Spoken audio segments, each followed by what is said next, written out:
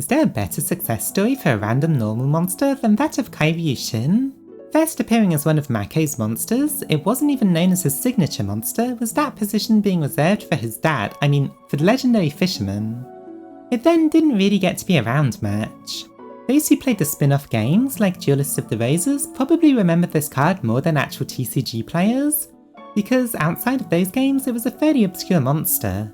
After all, despite being around for ages in the ACG, it took 20 years for it to finally be released in the TCG, despite being referenced in a few cards. Fast forwards to now though, and Kairyu-Shin is the glue that holds the new Umi deck together. Ocean Lord Kairyu Shin is an amazing new card, having both a powerful floodgate as well as an amazing variety of cards that it can search. The first thing you might notice though is its level. Being a level 5, it can't just be normal summoned naturally, which is why the version of Umi we're going to be playing is a Legendary Ocean, which brings it down to a level 4 even while it's in the hand. Then, once it's on the field at the same time as Umi, it starts applying a Gozen match-like effect where both players can only control a single non-water monster, and need to send any others to the graveyard.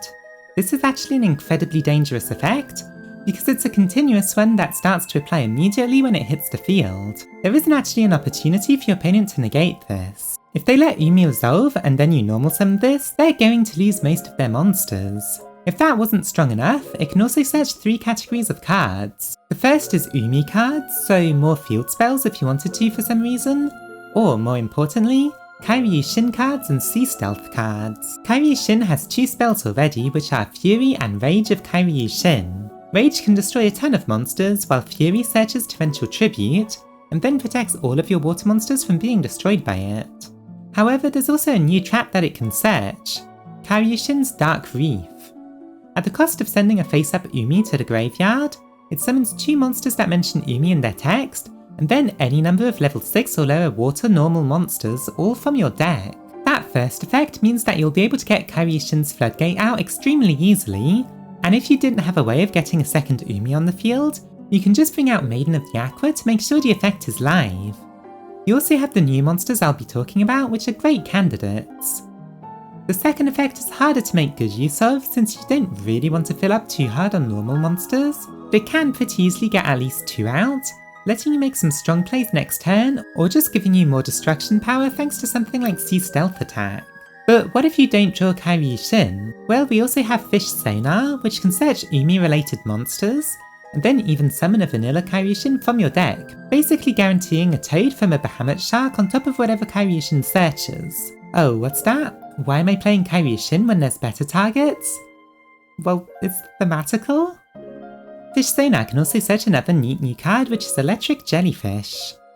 By sending Umi to the graveyard from anywhere, it can summon another water monster from the hand, which is great for getting Kairyu-Shin out if you don't have a Legendary Ocean. Kairyu-Shin can then search Sea Stealth attack, which can activate the sent Umi, making everyone's effects live. And Electric Jellyfish's second effect is very much worth it. If your opponent activates a monster or spell effect, as long as you have Umi, you can negate it and then gain 600 attack. A negate on a level 4 that also helps your combos is obviously pretty strong, so this is just another great target for Fish Sonar. You then have a few other good, but less important cards. Doom Kraken, which is basically a hand trap compulse that summons itself and can negate an attack.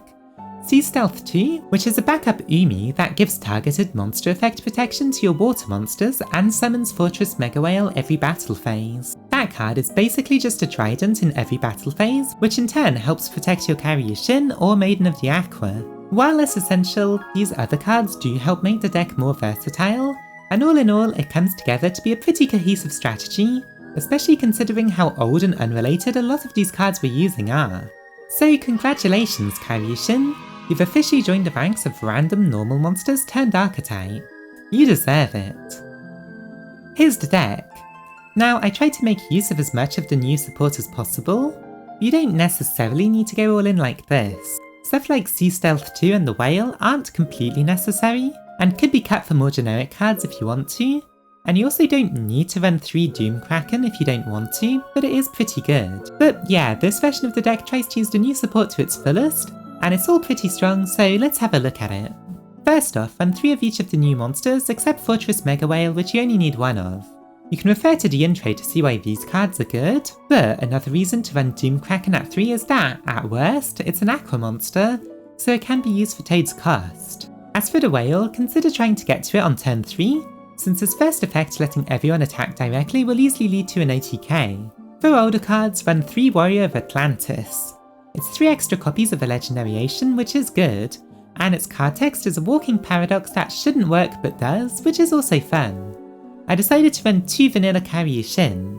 While sometimes you could summon more than 2 if you were running more, it's not really worth the increased chance to draw it, nor whatever you'd have to cut to run it.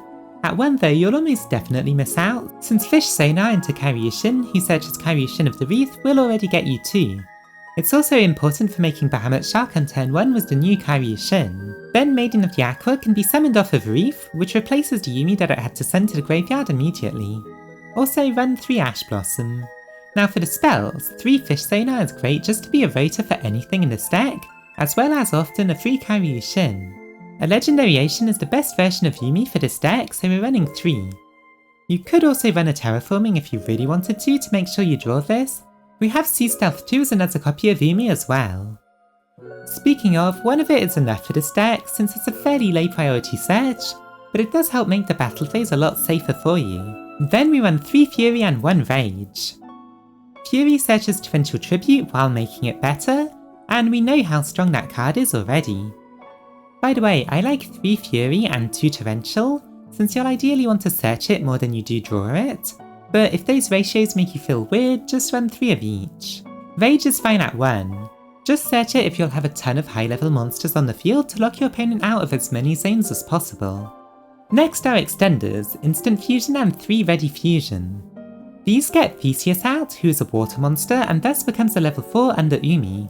You can use that to make a Dragite, or just overlay into a Bahamut Shark. Finally, for traps, I do like running Kairyu-Shin's Dark Reef at 3. If you draw it, you'll be a lot freer with what you can search with Kairyu-Shin, like Fury or Sea Stealth Attack. It will get you a combination of whatever 2 monsters you need, with bonuses too, so really it is good to draw this whenever you can. I've already mentioned these, so let's move on to the extra deck. 2 Theseus allows you to use it twice for your fusion summon spells, so they won't become bricks too fast. Dragite is what you'd usually synchro summon if you wanted to, but if you don't have Umi out, you could also make a Croco Dragon.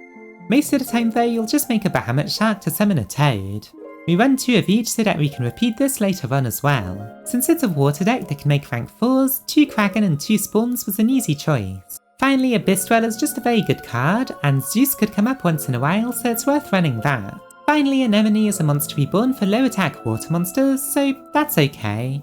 It's the kind of deck that could run Pot of Extravagance or Prosperity if you wanted to, because most of the extra deck doesn't really come up. Finally, I wanted to mention a possibly interesting tech choice, Ice Barrier. With Foolish Burial Goods, you can send it to the graveyard and then use its second effect to send a level 5 or higher water monster to the graveyard, and then add any water monster from the graveyard to your hand, essentially being another searcher. If you feel like you're not getting to the monsters you want often enough, this is an option. Also, it can technically search Gamesiel this way, so if you wanted to, you could tech this in for going second. So that's the deck. Now let's look at what it's capable of. I'll now be showing some combos and test hands. But before that, if you've been enjoying the videos so far, make sure to like it and subscribe to the channel. This first one is just a little demonstration of how Reef is pretty strong even if you don't get to any other monsters. You'll just need an Umi on the field before setting it and then ending your turn. Now, if you wait for your opponent to get any monster on the field, you can activate Reef to get an Ocean Lord Kairyu Shin, a Maiden of the Aqua, and then as many normal Kairyu Shins as possible. Now your opponent can't summon more than 1 non-water monster. They basically need whatever the first monster they summon to have over 1700 attack, which while not too rare, still means that at worst, they'll have to use their whole battle phase just to remove Kairyu Shin, letting you survive another turn. Now for test hands. Start with Warrior to discard to search an Umi, which you'll want to play before using Fish Sonar. That will get you a normal Kairyu Shin on the board, and another effect one in the hand.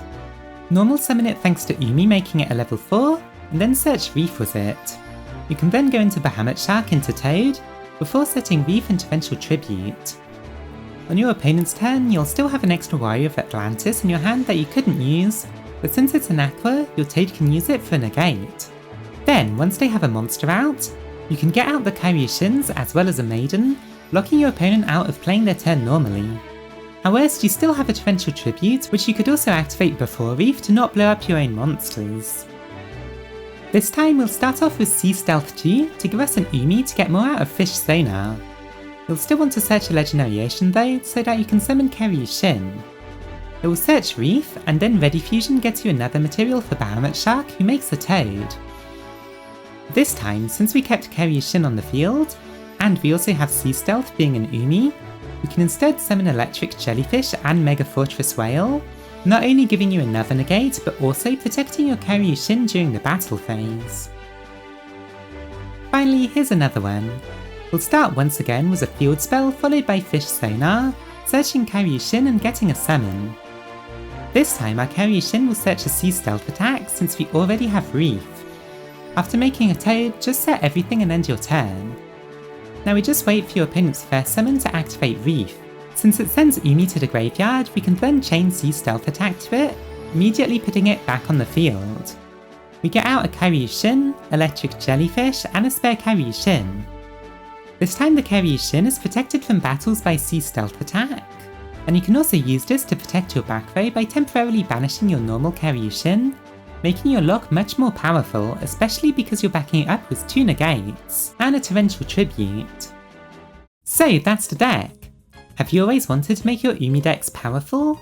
Tell me in the comments below, and while you're down there, don't forget to like and subscribe. Special thanks to my Tier 3 patron, Distran, as well as my Tier 2 patrons, Jason Murat and Violet Rain. The link to that is in the description. Thanks for watching!